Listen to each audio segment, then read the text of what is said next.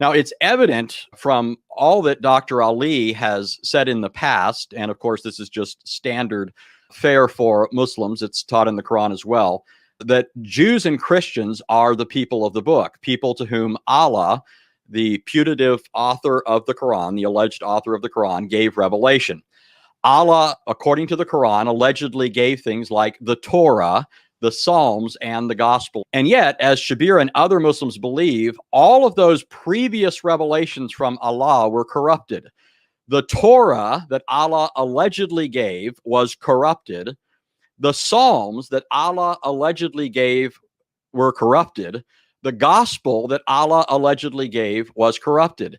This means, according to Shabir's beliefs, his admissions, that the Islamic deity, as far as his track record goes, has a success rate of 0.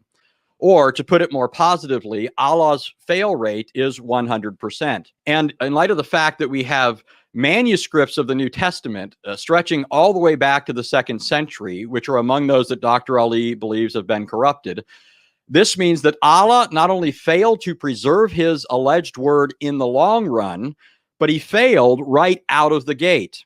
No sooner had Allah given the gospel and it was corrupted. In other words, when it comes to Allah allegedly giving and preserving his word, he's no Khabib, if I can put it in a way that communicates to people today. He's more like a Logan Paul. He's wildly popular with some, but he has no wins and all losses. Okay, given this, if it were the case that the Quran had been given by such a God, we have no reason to believe that he would have done any better at preserving it than he is thought to have done in the past. And every reason to believe on Islamic assumptions that the Quran is just one more botched effort on the part of Allah. I mean, imagine somebody who calls himself a heart surgeon applying for a job, and during the interview process, when asked why he should be hired, imagine him responding in this way: "You should hire me because I've done numerous operations in the past, and in every case, the patient died. In fact, none of them even lived long enough to get out the door of the hospital." Now, it won't do to reply to this sort of thing that Allah had no intention of preserving those previous books, but he did intend to preserve this one as a reliable or trustworthy revelation. The whole point of revelation, according to Christianity and Islam, is so that man may know God and be properly guided. That's an Islamic assumption, not simply a Christian one. But by admitting that Allah in the past had no intention to ensure the preservation of a trustworthy word so that his people could be rightly guided, is itself to tacitly admit the untrustworthiness of this entity.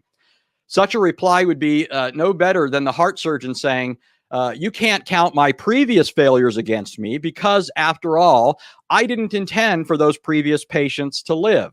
But this time, I promise you, I'll do a better job.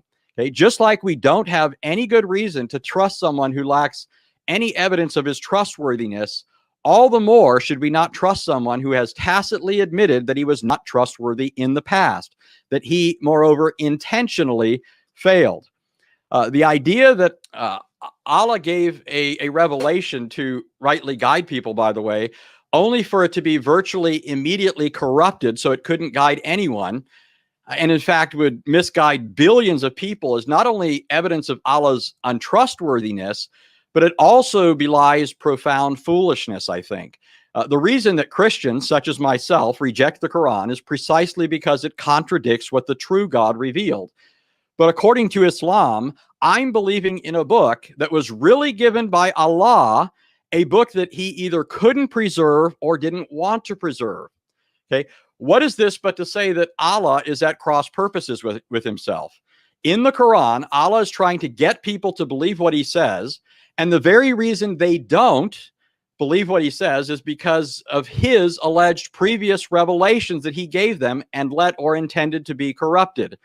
So the very thing that ends up holding people back from believing what he now says in the Quran is a result of what he previously let happen to what he allegedly gave them. Okay, going back to the heart surgeon, this is like him not foreseeing that the reason he's now having trouble getting hired at a hospital is because of his choice to botch every operation he previously performed.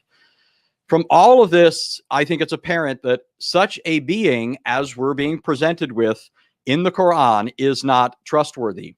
If the Quran is the word of this being, and not simply the word of Muhammad, a sinful and fallible man, something that would make a lot of sense in light of what I've just said, then we would have to conclude that this being is not God, but something more sinister.